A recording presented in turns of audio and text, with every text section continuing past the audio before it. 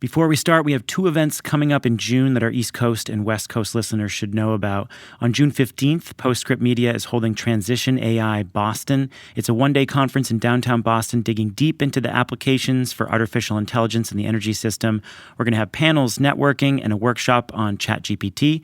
Speakers include Priya Donti, the co-founder and executive director of Climate Change AI, Pamela Esom, who is the former executive director of AI and technology at the U.S. Department of Energy, Patrick Walsh, a general partner at National Grid Partners, and Savannah Goodman, the data and software climate solutions lead at Google. So if you're in the business of energy and climate tech and a better understanding of AI is important to your job, you should come to the event. Again, downtown Boston, June 15th. Our listeners get a 20% discount. Follow the link in the show notes and use the code PSPODS20 when you buy your ticket. And for those of you over on the West Coast, our friends at Canary Media are hosting their next live event in Seattle on June 28th. It's going to be a good one. I can attest. I've done multiple events with Canary, and Canary Live Seattle is going to feature some of the biggest names in our industry, like Amy Harder, David Roberts, Ramez Nam, as well as Canary's executive editor, Lisa Hymas. The venue is the legendary radio station KEXP in downtown Seattle, and you can expect some amazing panels and lively networking. Again, we've done multiple shows with Canary. The Canary Live events are incredible, so go check it out. canarymedia.com/Seattle to get your tickets today. Don't miss out on either of these events. From the studios of Postscript Media and Canary Media. I'm Shayle Kann, and this is Catalyst. It seems to me you have three high-level options. You can shut down or not build it in the first place. That's option one. You can attach carbon capture up to what will need to be 90% carbon capture, or you can blend with and ultimately predominantly fire with hydrogen. So I just add one other point to this first. There is, if you can run below 50%. Oh, right. Or you can become a load following or peaker type resource. Yes. You can drop yourself out of the race, so to speak. Newly proposed EPA power plant emissions standards. What could possibly be more interesting? No, I'm serious.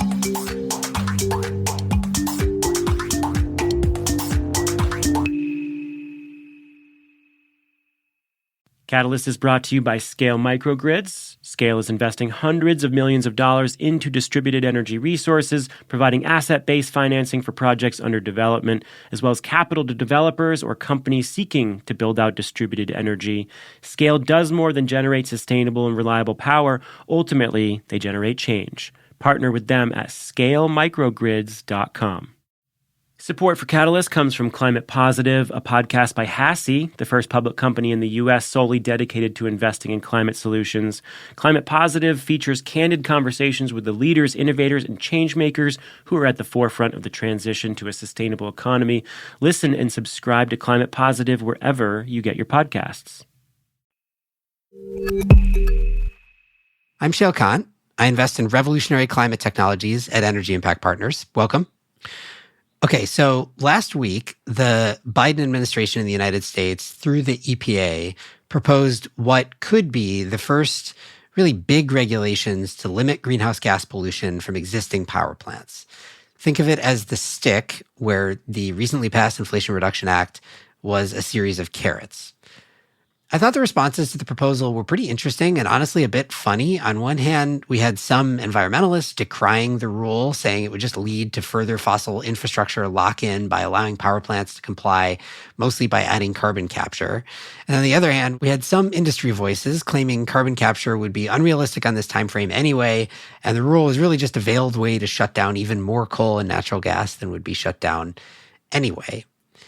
And in reality, I think the regs themselves that have been proposed actually could come up with a very different set of outcomes than most of what the conversation in the media has suggested. I think our understanding of this rule really comes down to three questions at the high level. The first is, will it hold up in the inevitable series of legal and policy challenges that are coming? The second is, if it does hold up, what are the details of the structure itself? What would it take to comply? And third, how and when might carbon capture and to some extent hydrogen co-firing of natural gas take real hold in the market. Let's see if we can figure it out. My guest this week is John Larson, who is a partner at Rhodium Group. John has been analyzing these kinds of policies since before the last round came out. Remember the Clean Power Plan?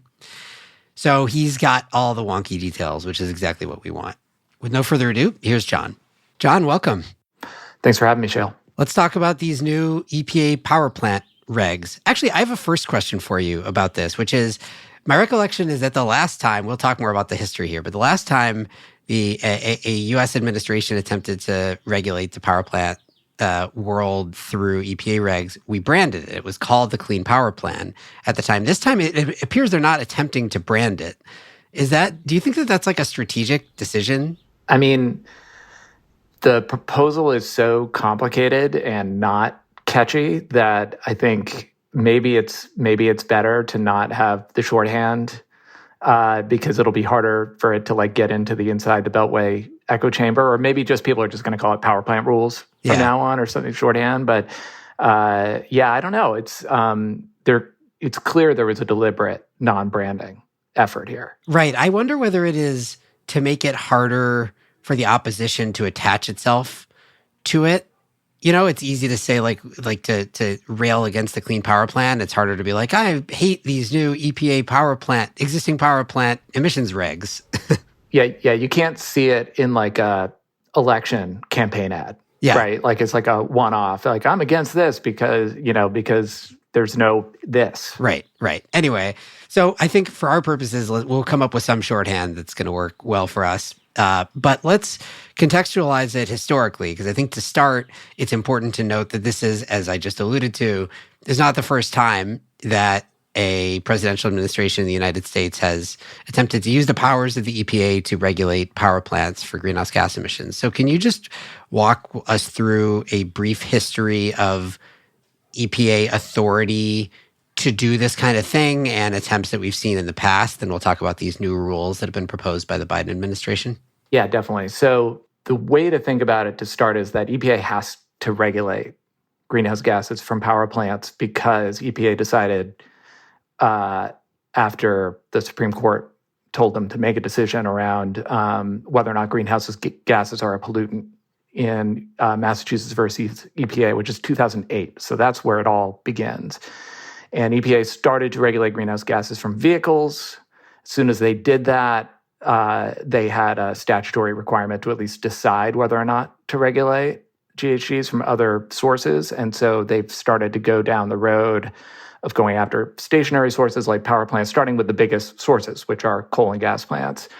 And they started doing that by going after new sources of greenhouse gases first. And so they regulated CO2 emissions from coal plants and technically from gas plants. But at the time during Obama, they just said combined cycle's kind of fine.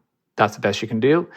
And then after that, as soon as you regulate new sources for greenhouse gases, you have to regulate the existing sources. And that's obviously there's a lot more existing power plants than new power plants in any given year. And that's where EPA put out the Clean Power Plan in the second term of the Obama presidency and went through proposed rules and then finalized them, I think, in 2015, at which point, and we won't unpack what it did and how it worked, I think, but like at the time, it was the first time EPA tried to do this. And long story short, it took several years to finally get taken up by the Supreme Court last year through West Virginia versus EPA, at which the Supreme Court said what EPA did in that regulatory approach was unconstitutional, or at least not what Congress allowed it to do. And so they need to go back and look at regulating power plants through the lens of just emission controls at the plant, which is different than how the Clean Power Plan approached it, which was, well, you can reduce emissions at a plant by building wind and solar somewhere else and displacing that CO2.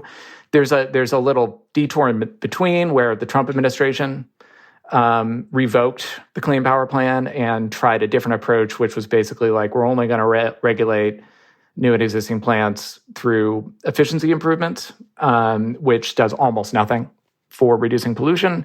And those were quickly stricken by the Biden administration, or, well, not quickly, but they stopped defending it in court. And then actually in this new proposal last week, struck the Trump rule and are replacing it with this new proposal. So I guess just to summarize then, first of all, these new rules that have been proposed are not coming out of thin air. It's sort of like the natural result, or it's a result anyway. I don't know whether it's the natural result. You could tell me. It's a result of a bunch of this history, right? The result of the Clean Power Plan as it was proposed and then struck down put the EPA in a situation where it still needs to regulate greenhouse gases from existing power plants, but had been decided by the Supreme Court that it couldn't do it in the way that the Clean Power Plan suggested.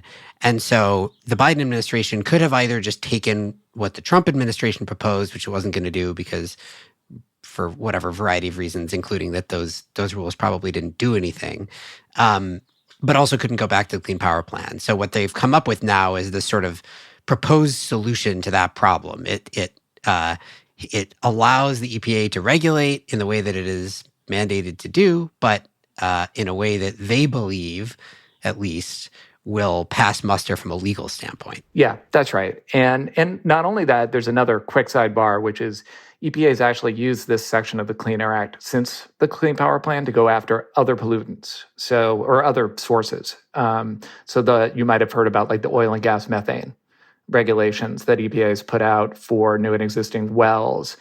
Those regulate methane and CO2 from both new wells and existing wells using the exact same Clean Air Act section. And what do they do there? They think about, okay, what are the pollution controls I can install at the site to cut those emissions, or practices? There's operational things too.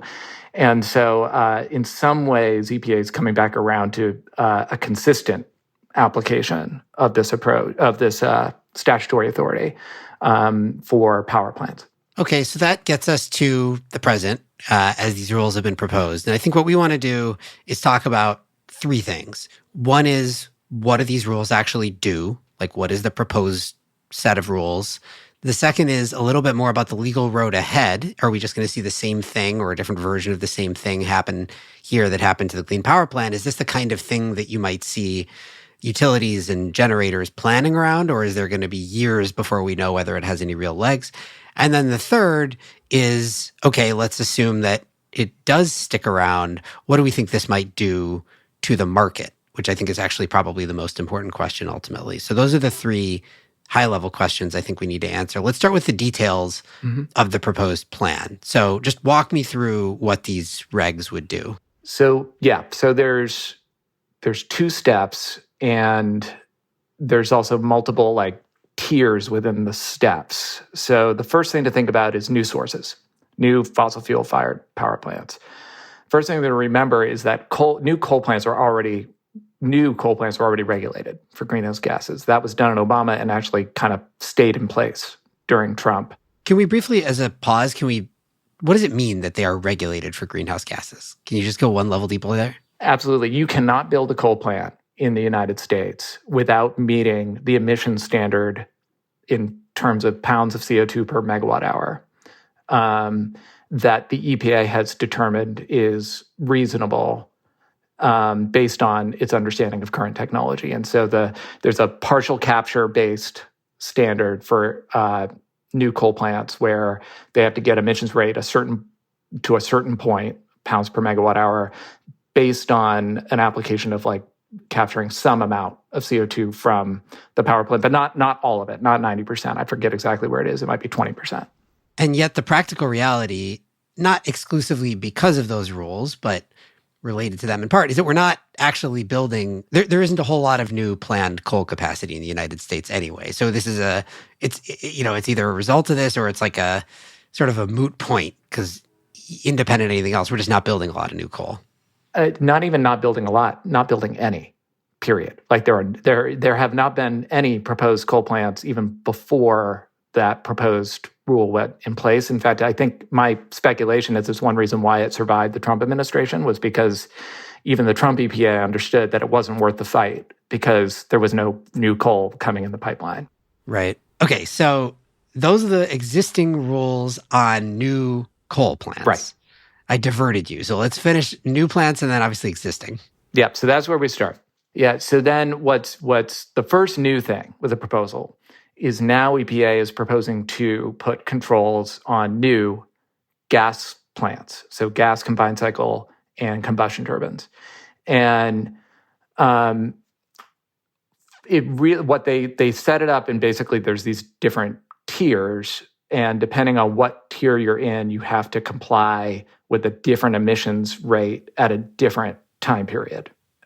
So we could go into all of that, but the basics are the really big plants, meaning 300 megawatt nameplate units or larger, running at 50% capacity factor or more, need to meet a standard equal to 90% carbon capture by 2035, or 96% hydrogen co-firing by 2038. So that's a pretty big step for new gas plants. Okay, so just to repeat that back to you, we'll talk more about which of these we think might happen, if either. If you're building a new gas-fired plant, specifically one that is over 300 megawatts, which is most of them, at least the bigger ones, and is operating at 50% plus capacity factor, which is an interesting delineation I want to ask about in a minute, then basically by middle of the next decade, you either need to be doing 90% CO2 capture or you need to be firing almost exclusively with hydrogen. Yes. Two small details that matter here. It's 300 megawatts per generating unit, not plant. So if you have two 200 megawatt units at a gas plant, you are not subject to this. As you see, there's like weird little nuances. I'm interested in the ways, right, that you might sort of like get around this. Can you operate at 49% capacity factor? Can you build 200 megawatt units? Yeah, that's interesting. Okay, but so then to that point, what if you are a smaller generator or if you are operating at a lower capacity factor? Yeah, if you're either smaller or operating, so they're basically breaking this down by the role of the plant on the grid. So, 50% and above is considered base load, then there's intermediate, and then there's kind of like low load / like peaking, right? And for the low load, you need to meet a 30% hydrogen blend equivalent by mid-2030s. And for anything under 20% capacity factor, you just have to run efficiently. Interesting. So it's basically saying that it's interesting that sort of implicit in that is like it makes it harder, assuming that it's more expensive to either do carbon capture or blend with a high proportion of hydrogen. It's sort of disincentivizing the build of new baseload gas, but saying maybe it's a little easier. Maybe we need a little bit more of the peaking shoulder load type gas. Is that basically the thinking as we understand it? I mean, I think that's certainly one way they're thinking about it. Another is just that, if you're carbon capture in particular only really makes sense if you're running a plant a lot. If you're going to install all that carbon capture equipment and then only run the plant 10% of the time, that's a very, very, the cost of that on a per megawatt hour per ton basis is very high, right? So one thing we didn't get to yet, but it's worth noting is like all of the things that the only technologies EPA can consider in setting these standards are things that they deem adequately demonstrated and reasonable cost, right? So that does play into how these tiers get treated, because even if it's adequately demonstrated, if it costs $500 a ton, they can't really contemplate it, right? And I'm not saying that's what a peak or a carbon capture would cost, but still, it's, I think that's another factor driving the different treatment of different size plants. It's also an interesting point, like adequately proven and reasonable cost. We'll talk more about this. We don't have a lot of power plants with carbon capture yet. We also don't have a lot of power plants firing hydrogen yet. So in some ways, it's sort of speculative that either of them would be proven and low cost. I mean, we hope both will be, but it's an interesting definitional thing. Plenty more to talk about there. Okay, so those are the rules for new gas-fired generation, which we should probably note, though it is true that there is no new coal plant in the United States, there is actually a fair amount of new gas plants. So this is not like a theoretical thing. This is a very real thing. That's right. And I think this is a big difference in just the political economy of this rule, of this proposal versus what we were just talking about with regard to coal. Right. Okay. So then let's get to the existing power plants. Like you said, we have a bunch of new planned gas, but it pales in comparison to the existing fleet of both gas and coal that we've got operating on the grid today. So what do these rules entail for operating plants? Right. So for any plant operating as of, and it's important to even just define new versus existing. New means anything that starts the permitting process after the proposal is in the Federal Register, which is like any time now. So very soon, very soon. So basically everything existing is everything currently on the system today, right? And there's, about 200 gigawatts of coal currently on the system today, all of which would be subject to new standards under this proposal, where basically the long story short is if you are a coal plant and you want to stick around for the foreseeable future, like into 2040, you've got to install 90% carbon capture to stick around. Into 2040 is interesting because a lot of that coal is already scheduled to retire prior to 2040, right? Yes, precisely. So that's the other nuance. So if you are a coal plant planning to retire before 2032, you don't have to do anything. Do you have a sense of how much of that 200 gigawatts of coal is already scheduled to retire before 2032? When we look at this every year as part of our baseline construction for U.S. greenhouse gas emissions, and at least 70 gigawatts is scheduled to leave the market between now and then from our count. And we listen to the folks at the Beyond Coal campaign, actually at Sierra Club. They keep a really good head count of all of the announced retirements. And so that's where that number comes from. Okay, so high level with error bars around this, 200 gigawatts of existing coal, 70-ish of that already scheduled to retire in time such that they don't have to make any changes regardless. So that leaves 130 gigawatts, which is still a lot, where something would have to happen. And if they want to stick around until 2040, which is not that much further, then effectively would have to install 90% carbon capture. Yeah, basically 2040 and beyond, they have to be at 90% carbon capture. If they want to stick around into the mid to late 2030s, they've got to co-fire with natural gas up to 40%. And if it's anything below that time frame, they have to run at less than a 20% capacity factor or less. Which is like totally uneconomic for coal plants. Right. So it seems unlikely. Is natural gas co-firing with coal plants? I should know this probably. Is that already a common thing? I don't feel like I've heard a lot about that. It's not common, but when gas is like $2 a MMBTU, and depending on the coal plant, it sometimes could make economic sense just even before you talk about climate. There's some burner retrofit work you got to do to accommodate co-firing, but it's not crazy. And objectively, it does reduce the emissions rate at the coal plant if you're up to like 40% gas, but it's not, obviously nothing compared to 90% capture.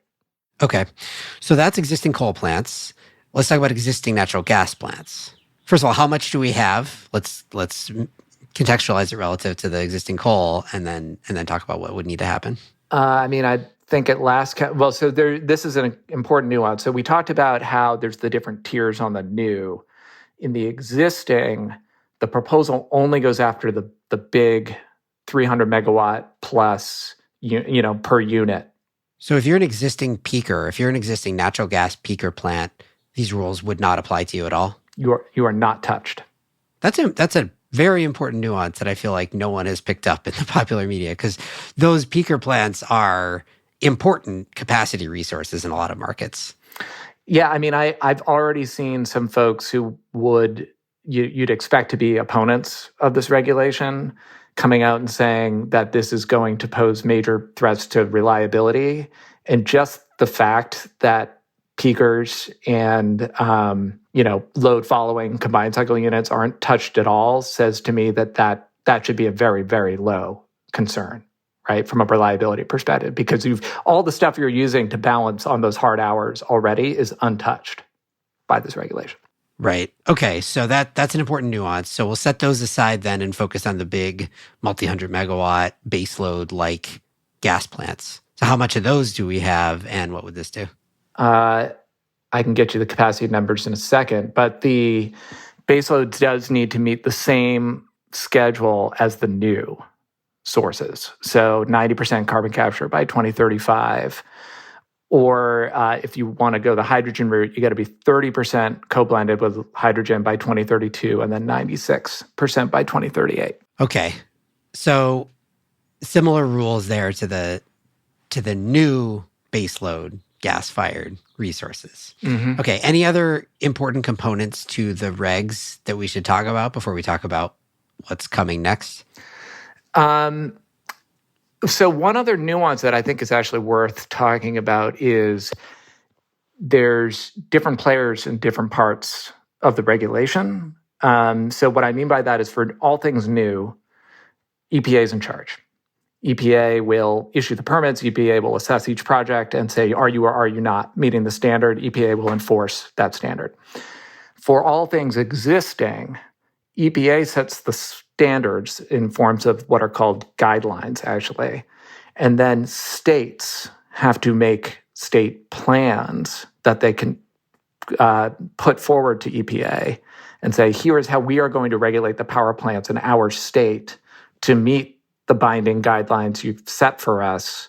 And then EPA has to approve those plans and make them enforceable. But the state is actually in the driver's seat for that. So there are going to be 50 state plans covering all of the covered. I mean, there might be one. I think Vermont has no baseload combined cycle units, so they would be off the hook, for example, for a state plan in this instance. But almost every state will have to issue a plan and get it approved by EPA. And so I bring that up because there's a separate little sub-tier of all of this, which is in that process, if a state deems that a particular power plant can't meet the standard because of, but still has a remaining useful life on the system, plant get let off the hook or have a longer timeline simply because of physical issues. So you can imagine, I think next we're going to talk about the road ahead from a sort of legal and procedural standpoint, but just on this, on its face, you could easily imagine that, in a red state that doesn't really want to comply with these rules that much in the first place, they find every opportunity they can to either not end up regulating existing plants or regulate them, but, sort of take as many of these off-ramps as they possibly can. Do you think that will that make a big difference in terms of the actual teeth that these rules could even theoretically have on existing plants? I think probably more for gas than for coal. I mean, coal's on its way out, and there might be a handful of plants that end up getting tied up into the scenario you just described, but compared to existing gas plants, it's a relatively small part of the picture. But I do think in certain instances, there could be some interesting questions around big baseload gas plants that I think we'll just have to see. I mean, it's still a little early to say, but that could be very much a way to loosen the stringency to some degree. Catalyst is brought to you by Scale Microgrids. Scale partners with developers, consultants, distributors, and more to discover and develop impactful, cost-optimal, and resilient energy projects across the U.S.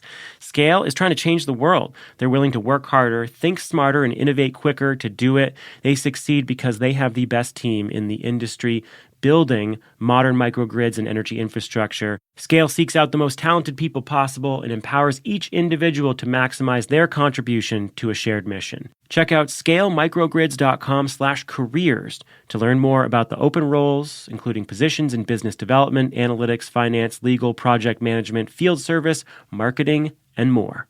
Support for Catalyst comes from Climate Positive, a podcast presented by HASI. HASI stands for Hannon Armstrong Sustainable Infrastructure. As most of our listeners will know, HASI has been at the forefront of the energy transition for decades as pioneers in the field of climate investing. And HASI's Climate Positive podcast is hosted by Chad Reed, Gil Jenkins, and Hilary Langer. The show features a broad range of interviews with business leaders, scientists, authors, advocates, policymakers who are committed to making a difference for people and the planet. Listen and subscribe to Climate Positive wherever you get your podcasts. Okay, so let's get into the procedural stuff. There's a not short road between today, with these rules having been proposed, and anything actually being enacted into law. You just talk through the process looking forward and sort of where the key pitfalls are in terms of whether this is going to become real.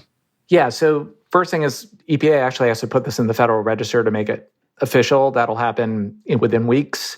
Then the clock starts on the comment period. So this is when anybody who has strong feelings about the regulation, strong enough to sufficiently write an email or a piece of paper to submit into the record, will do so. And you'll hear from everybody from all across the spectrum, both for and against, or suggestions on how to make things stronger or weaker, or all that stuff, right? And then EPA is going to close the comment period and go dark and take in that comment and finalize the regulation. Nothing else can happen before that, right? So no lawsuits, nothing else, right? They got to actually put forward a final rule that is enforceable and binding. That is likely to, it looks like sometime next year, midsummer is when you could expect that. And then as soon as that's in the Federal Register, then the lawsuits are going to start flying. And they will almost all will go to the DC Circuit, which will then eventually, everybody expects some challenge on this to go back to the Supreme Court. And it's really hard to know kind of what the grounds would be or anything until the rule is final. And we've seen in other examples, the final rule can look different than the proposed rule. It's based on the same thinking and arguments, but it doesn't, it might be more stringent. They might go after more existing gas plants. We won't know until they do it. So that's something to watch. Separate from the lawsuits is the state process that I mentioned, right? So as soon as it's final, EPA is proposing to give states 2 years to put together state plans, and has a whole check box, a list to check of all the things you got to do to make an adequate state plan. And then EPA is going to take a year or two to review those plans and approve them or deny them. Independent of the lawsuits on the regs themselves, that you should expect individual state lawsuits as well around individual state plans. Back to your question, what if stakeholders in a state are like, there's so many, they're using all these loopholes, that's not cool, we're going to sue and try and make it stronger. And we don't, it's hard to know yet which court those will go to and then what pathway that has to getting settled.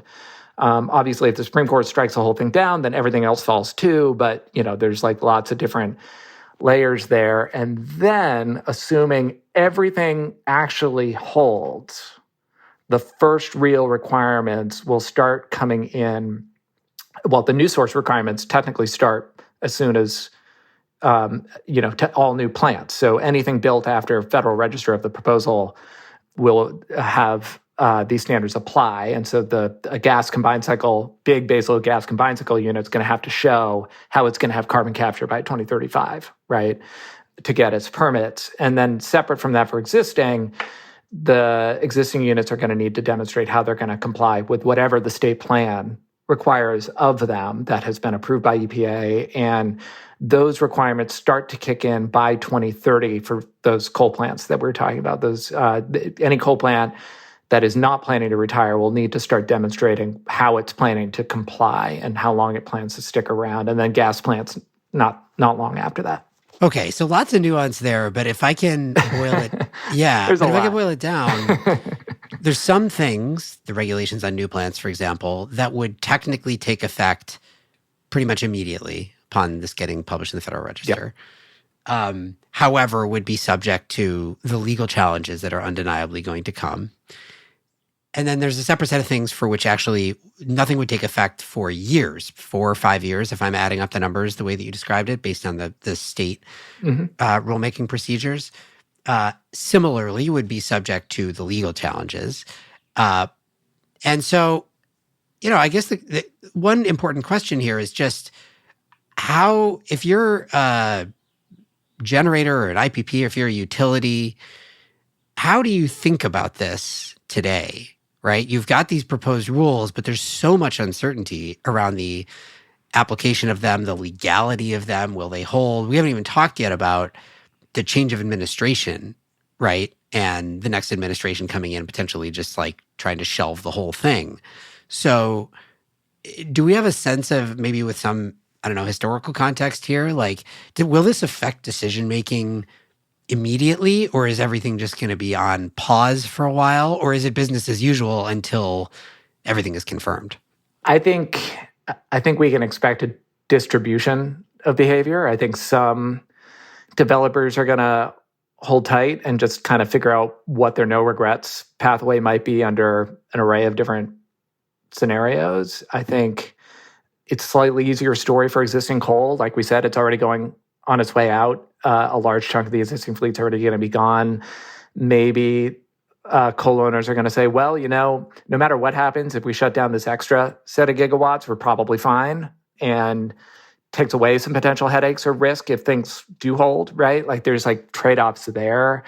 I think the existing gas question is the biggest one, right? Like what do you do with I think it's almost 300 gigawatts of combined cycle units. So what are you going to do with that, right? Like, and especially the fact that by 2035, you got to capture 90% of your emissions. And you're right. I think some people are going to roll the dice on the political front. And, because if you have a new president who doesn't care about climate change, there is nothing stopping them from saying, it's not even revoking the rules. It's just like, we're going to revisit it. We're going to, and just like at a minimum, kicking the can, right? And at a maximum, taking it out completely, right? So there's that. There's a separate timeline that matters here, which is the Inflation Reduction Act timeline. Because there are tax credits for clean hydrogen and tax credits for carbon capture that are available until the early 2030s. Well, they start the plant. If the plant comes into service by the early 2030s, you can qualify for those. But once you qualify for them, you get them for 12 years or whatever, in the case of the CO2 credits. Yeah, yes, that's right. But if you aren't in service by that, say 2032 or whatever, and then you've got this regulatory requirement that kicks in 2035, all of a sudden you've just like given up on $85 a ton of carbon capture that could have helped you comply if you're an existing plant, right? And so and that's much more certain. Like, those rules are in place. Those incentives are in there for 10 years. And although Congress has tried to repeal them, they're pretty, politically durable. So it's really, so there's, I think, a way to expect a little more movement towards compliance, even if it's not even framed as compliance, simply because some of the control technologies are heavily subsidized, right? And it's kind of a no-brainer to take advantage of that now and wait to see how the regs shake down than to like get caught the other way around. Right. I mean, I think the simplest way to think about this is that the Inflation Reduction Act was the carrot. This is the stick. And even if you take away the stick in 3-4 years, you've still got the carrot as long as the IRA doesn't get repealed, or at least these tax credits don't get repealed. So it is, that's a good point to consider them with each other. I want to spend one more minute on the sort of change of administration thing, though. As you said, like next administration comes in soon, right? So we have an election coming up next year. Administration begins in early 2025. Is it possible that this just never gets off the ground in the first place, depending on who gets elected?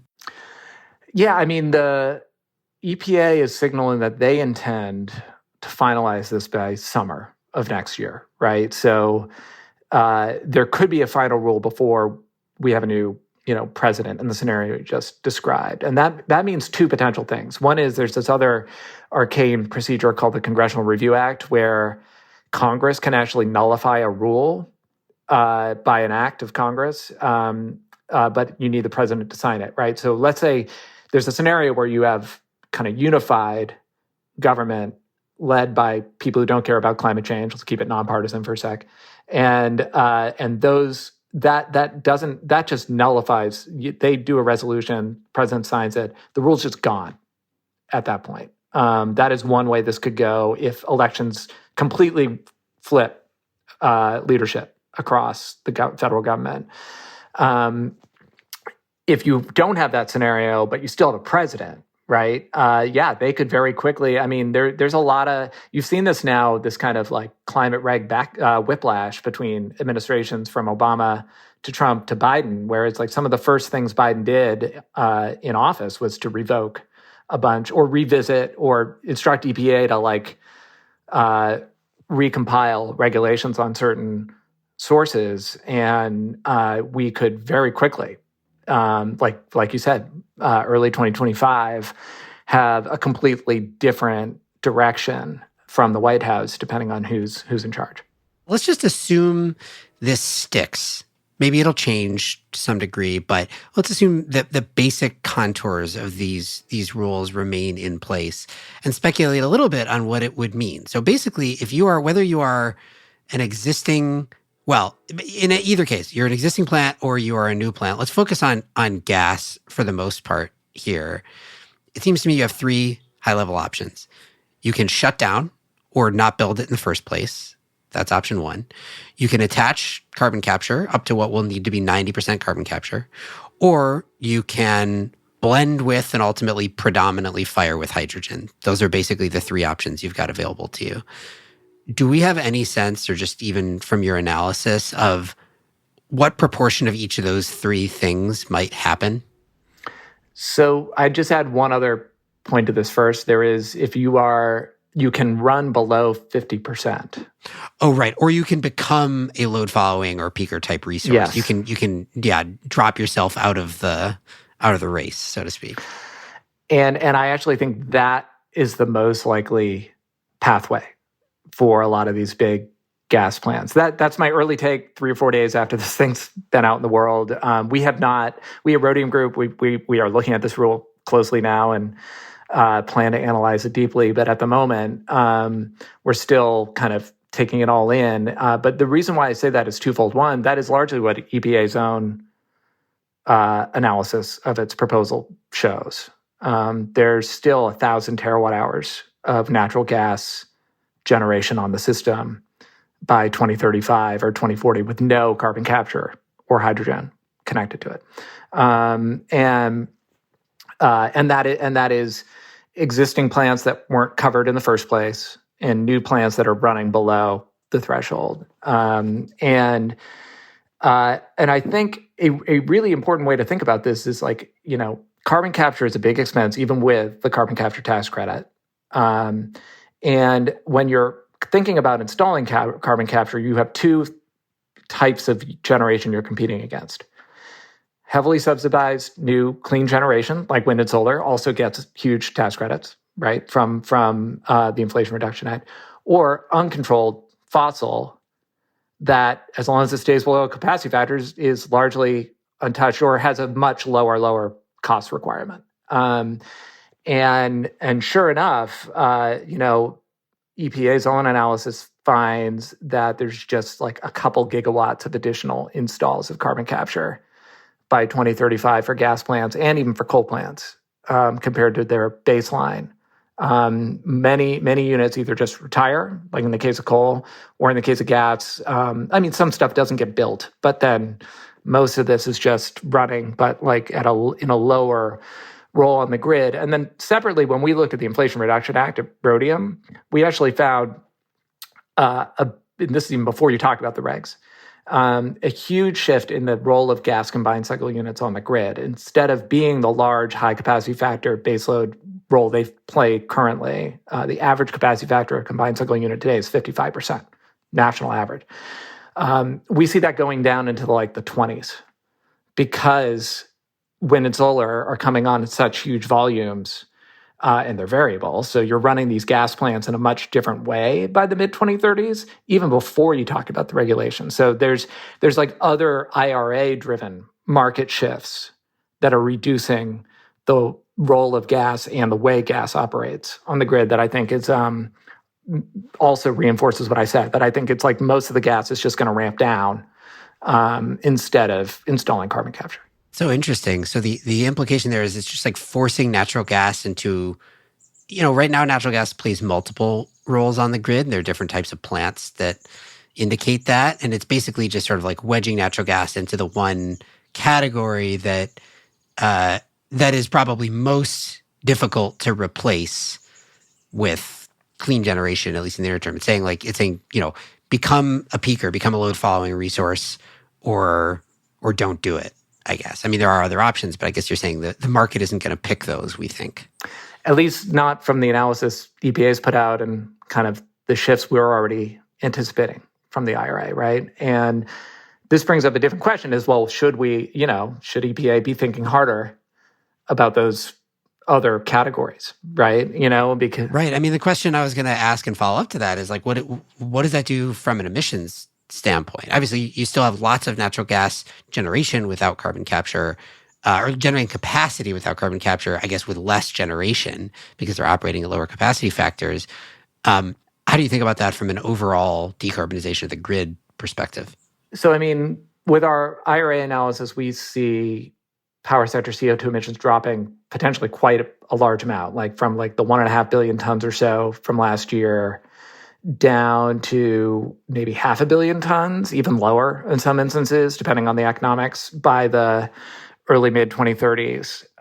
With the remainder of that, being like 15, 20% gas generation, coal's playing a very small share.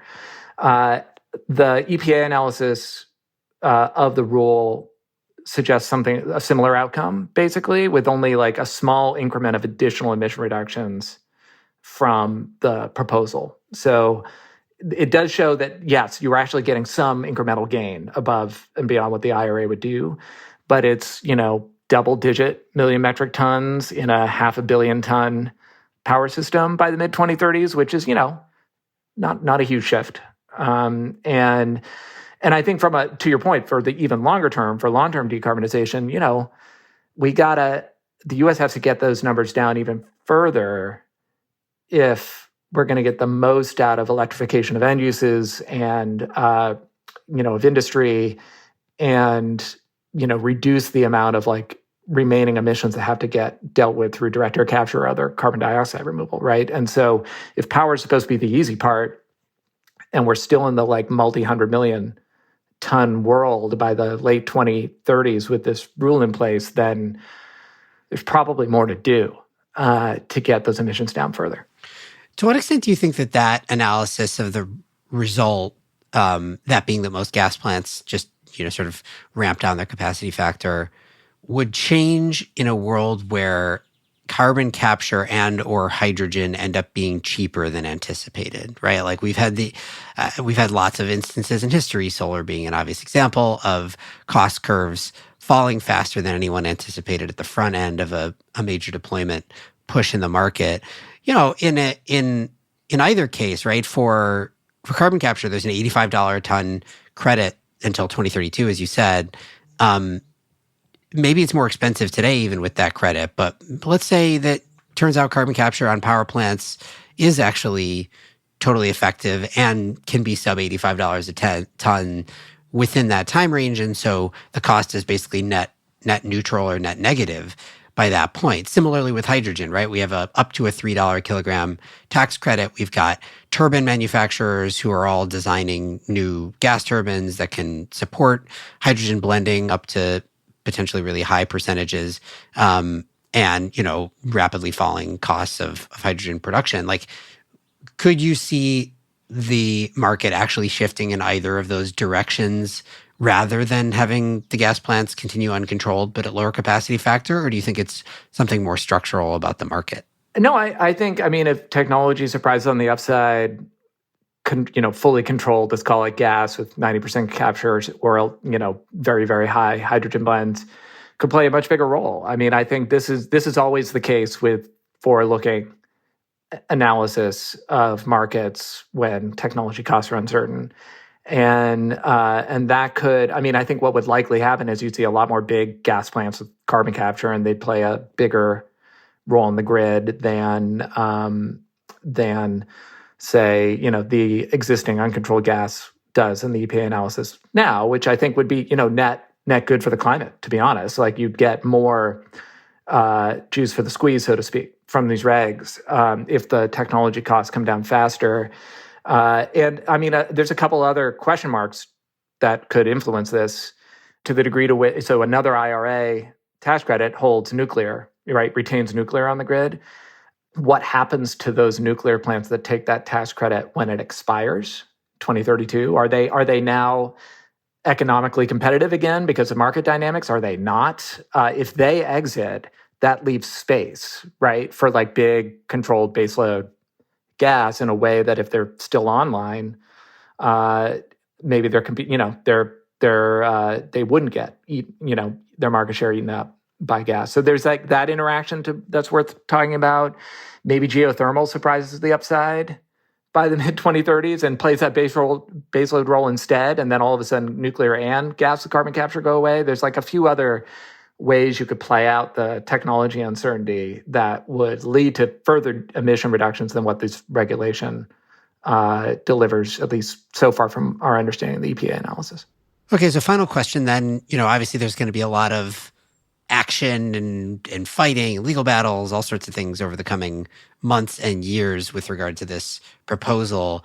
What are the kind of signposts that we can watch out for in terms of not just like, is this going to survive a legal challenge or anything like that, but how the market is reacting, rather? Like, should we be looking on the lookout for announcements of new gas plants with carbon that plan to deploy carbon capture? Will we hear from plant operators planning to ramp down capacity? Like, how are we going to start to get a sense of which direction the world is heading? Yeah, I think looking at announcements around carbon capture at new plants or even existing plants now, there's already been a handful since the IRA got passed because 45Q is helpful there, the carbon capture tax credit. And I think you could see more. I think one particular place to watch is, the net power technology would obviously be, that's like, I think up to 98% capture. And that's oxy-combustion. It's a natural gas combustion that sort of like has inherent high-level capture. Yeah, and if the economics that that company talks about are real, then all of a sudden that gets into the no regrets kind of territory I was talking about, where it's like, well, we don't know what's ahead with this rule, but if we build this thing instead of a conventional combined cycle that with retrofit optionality later, that could be a better move for us, right? Like, I think looking at some of those trade-offs that developers are considering is important. I think also looking at, every year more coal operators announce more retirements than they did the year before, right? And if we see that trend continue or accelerate in response to this regulation, I think that's going to be another important place to watch because, even though there's more gas and coal in the system now, coal still emits more on a per megawatt hour basis, right? So it still matters, at least for the near medium term from an emissions perspective. And then I would watch states' posture here. It's not really just a blue-red state kind of conversation. One wonky nuance is there's a handful of quote-unquote blue states that have carbon pricing that covers their existing power plants right now. EPA is largely quiet about how that would fit in this regime and is taking comment on it. But like you can imagine a final rule that doesn't accommodate that carbon pricing will have some states that are normally climate champions being kind of grumpy about what they're going to do. California, New York, that's another place to watch is how they thread the needle and feel like their fleets are going to be handled kind of in a special way, based on their preferred regulatory approach. All right, John, I feel much more equipped to pretend like I understand what's actually going on here than I did an hour ago. So thank you for that. Thanks for coming on. Thanks a lot. I try my best. This is a good conversation. Thanks for having me, Shayle. John Larson is a partner at Rhodium Group, where he leads U.S. climate policy research. This show is a co-production of Postscript Media and Canary Media. You can head over to canarymedia.com for links to today's topics and some of the analysis from John's team. Postscript is supported by Prelude Ventures, a venture capital firm that partners with entrepreneurs to address climate change across a range of sectors, including advanced energy, food and ag, transportation and logistics, advanced materials and manufacturing, and advanced computing. This episode was produced by Daniel Waldorf.